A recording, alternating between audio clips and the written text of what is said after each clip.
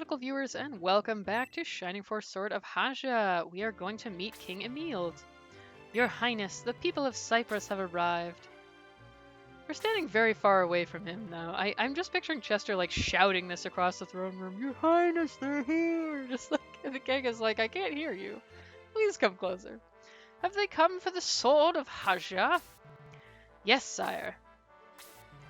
People of Cyprus. So are we not in Cyprus right now? Is this a different kingdom? That would explain why there's a king of it, because Cyprus, this guy does not seem to be the, like, how many kingdoms are there? Because he said people of Cyprus, so he's not the king of Cyprus, I don't think. He's not in the place where the throne room was in the previous game anyway, I don't think. So maybe this is a different country? I just have no idea where we are. Is this sword the treasure you seek? King Emil held up the sword for everyone to see. Again, you may be wondering yourself, why is there narration when we can literally see him holding the sword? In the Game Gear version, there was not a graphic of this. So the narration was more important.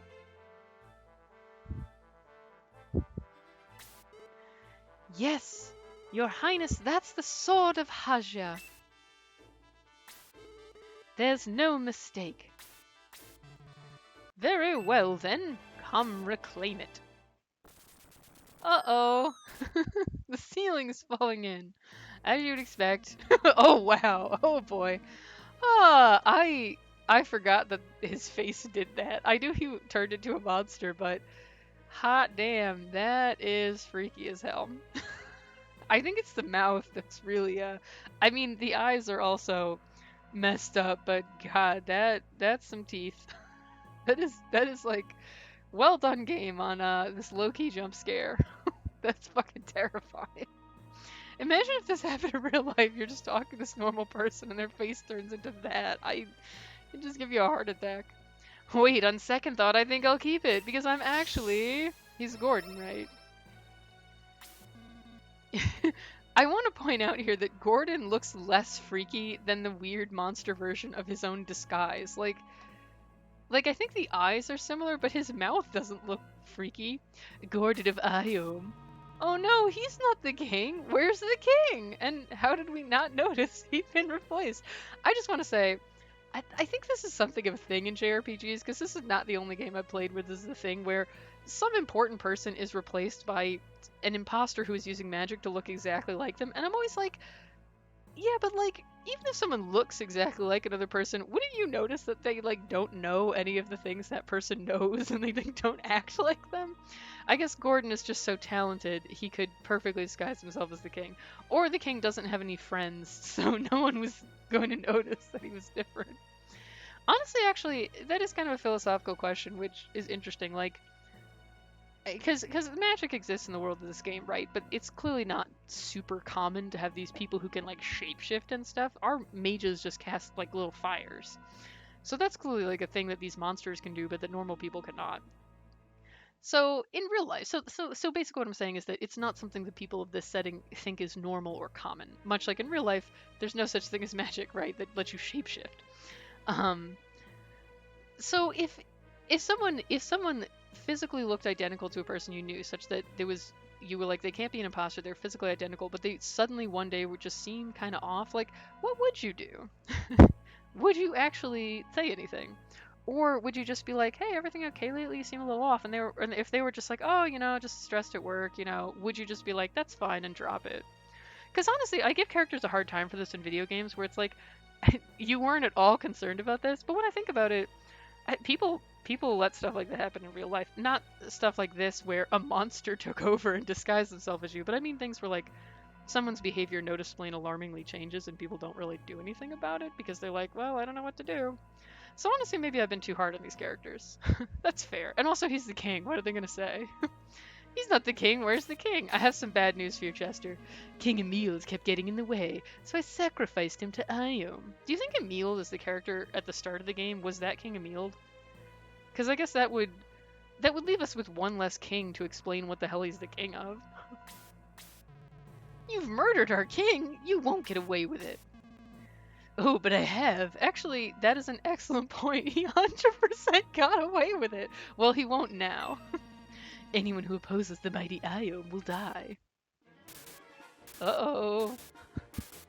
The power of Iome means that you can make buildings spontaneously collapse. These soldiers are kind of just standing there, just chilling. They're like, this is fine. They're the meme of the dog going, this is fine. This will show you the power of Iome. My work here is done. We'll not allow you to leave. I guess the soldiers were like his monster servants the whole time. So are these monsters who are disguised as soldiers, or are they people who are possessed, like Chester seemed to imply before? The game doesn't really explain this. Maybe it's in the manual. I don't have the manual to this game, obviously. Ha ha ha. I'll leave while my servants keep you busy. So we still did not actually retrieve the Sword of Hajya, and apparently you can escape the palace through a tunnel under the throne. The king murdered the castle in ruins. Iome, you'll pay for this. Ben, let me join your group. But of course. Chester the Archer has joined the Shining Force. The joining theme is a little different in this one, I feel like. The musical arrangement, it feels like slightly more somber. Let's get rid of these monsters and catch up with Gordon. Alright, so let's take a look at the map first. Our party is really filling out here. We now have 9 characters. I think it's like you get a total of 12 for battles, right? So this is actually sort of a complicated map because of rubble being in the way and stuff, and there's quite a few chests. Where does this door? Is this a door? Where does this go? I guess I'll have to check that. Maybe it's another kind of chest. You can't walk around on the map in this one, so I really don't know. And you can see there's a bottleneck here as well, obviously, where we can get stuck easily. So I think we're just gonna... I think our only new person is this Hell Sniper, who is the boss. The bosses of the previous chapters are all normal enemies now. So I think I'll just have someone go down and get the chest. Oh, I wish I had a flying character right now. And then we'll just take it nice and slow. I'm gonna try and have someone investigate this, because what the hell is it? It looks like a door, but normally we can't go through doors on these maps. Oh, and we should check out our new friend once we get our turn up again. But yeah, you know, that's level 7, so at least, I guess last chapter we got someone who's level 6, now level 7. So it still needs to make sure we get Chester level, but not like super far behind or anything. And already has upgraded weapon, so that's good. But yeah, like I was saying, this is just a little on live recorded realization, but you know, maybe, and this is like true in general though, right? We're like, you know, all of us, right, give fictional characters shit for stuff that like you would totally actually do in real life. Like that happens all the time. It's the TV tropes reality is not realistic problem, right? Like people make poor decisions or you know misjudge situations all the time. We just demand that fictional characters don't, because it's like it feels stupid when you see a story where someone does that, even though in real life you would totally do that. It's the same as the horror movie problem where you're like, oh, what idiot would go in there? And it's like basically everyone. Because in real life, you know, we don't live literally. We know there's not like ghosts and shit in the basement or whatever. You know, so instead you're like, I should just go down there and check, like, maybe something fell, there was a weird noise. You're not like, oh, it's you know, it's the guy from... I don't watch a lot of horror movies. It's Mike Myers, isn't that one of them? Where he like can teleport and stuff. Like, you're not expecting that. So you might very well go down and check if there's like just some minor noise. You'd be like, I should see if that like something broke or anything, you know, or maybe it's an animal. You're not immediately gonna assume it's like a terrifying monster. But in a movie, because you know you're watching a horror movie, it feels like the character really should know that. You know, it's like, how could you be so foolish as to not know that that's gonna be a big monster? Very nice. But yeah, you know, everything in fantasy with like disguises working, where you're like, how the hell did that work? Or people not noticing this kind of stuff. I'm like, man, maybe I am too hard on it, because, and I especially, because I'm someone who's terrible at recognizing people. I'm bad at remembering names, and I'm also really bad with faces. Let's try our new Blaze too. And so I'm like, Yeah, a fairly flimsy disguise could probably fool me. Especially because in real life, if I'm just like walking by someone at the store, I'm not like scrutinizing their face trying to see if they're in disguise. I'm just, living my life, not really paying attention. So, yeah, in fantasy, I'm like, maybe it's really not that unrealistic when I think about it.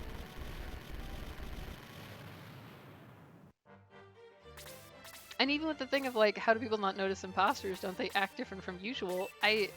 Again, in that's honestly something that is super relevant to real life because someone's behavior suddenly changes and they seem very different from usual. Obviously, can be a um, a sign that they could be in like a mental health crisis or something like that going on. And in real life, people fail to like people may just be like, "Hey, you doing okay?" And if you're like, "Yeah, I'm okay," they'll pretty much move on. Like people don't, like jump into action when these things happen. They're just kind of like, well, I'm not sure what to do, so it's not totally clear what is the situation is, so I guess I won't do anything.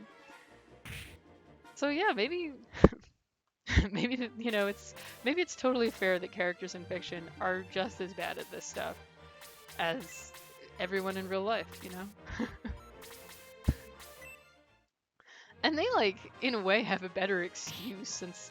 In fiction, this is always some convoluted plot to actually fool them, whereas in real life, it's like just people not noticing stuff. So that's today's rambling philosophical thought. As a side note, to confirm, I do in fact like the battle background of this chapter. As always, it does like the ruined castle thing very nicely. I do notice that it seems to have some cracks in the ceiling, which is a little concerning. Hopefully, our characters will leave before the building collapses. Because look, there are definitely cracks in the ceiling. It looks like it could really come down on their heads. But it's very nicely made, and it matches super well with the battle map, so that's really cool. Let's have Chester actually. I mean, we need. I thought this character was lower on HP, but they're not. It's funny. Chester's portrait has like a green hat, but this looks more like a yellowish. I guess it's like a yellow green, but it's not particularly green.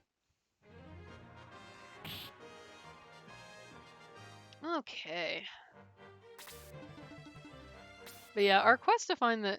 I like the writing in this game a lot, but it is also sort of comical that a fair amount of the chapters in this game are us trying to find the Sword of Hajya, and every time we get close, it gets stolen by somebody else. And, it has a very funny sort of feel to it. It actually.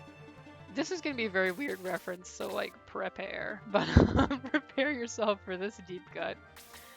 Uh, would it actually? I'm gonna try and get this Silver Jester.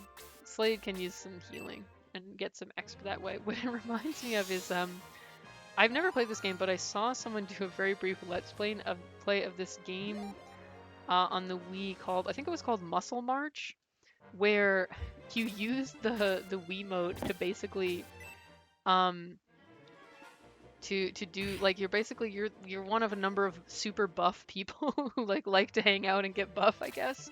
And the plot, such as it is that an enemy steals their like a jar of I think it's like protein powder or something. It's quite bizarre.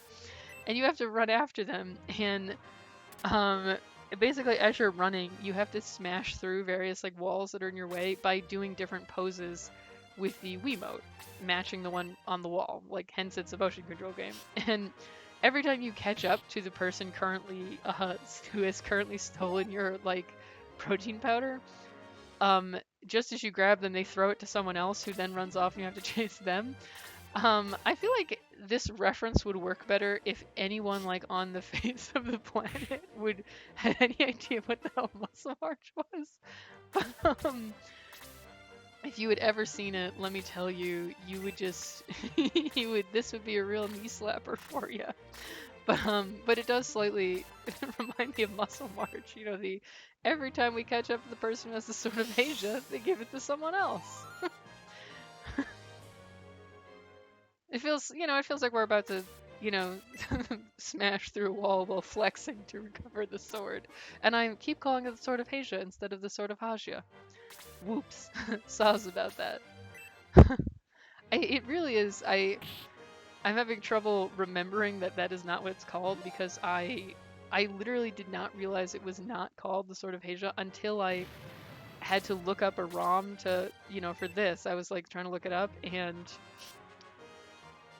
oh no, my recording got overloaded. Uh-oh. Well, let's stop here and see if it can be recovered. If not, we'll redo this.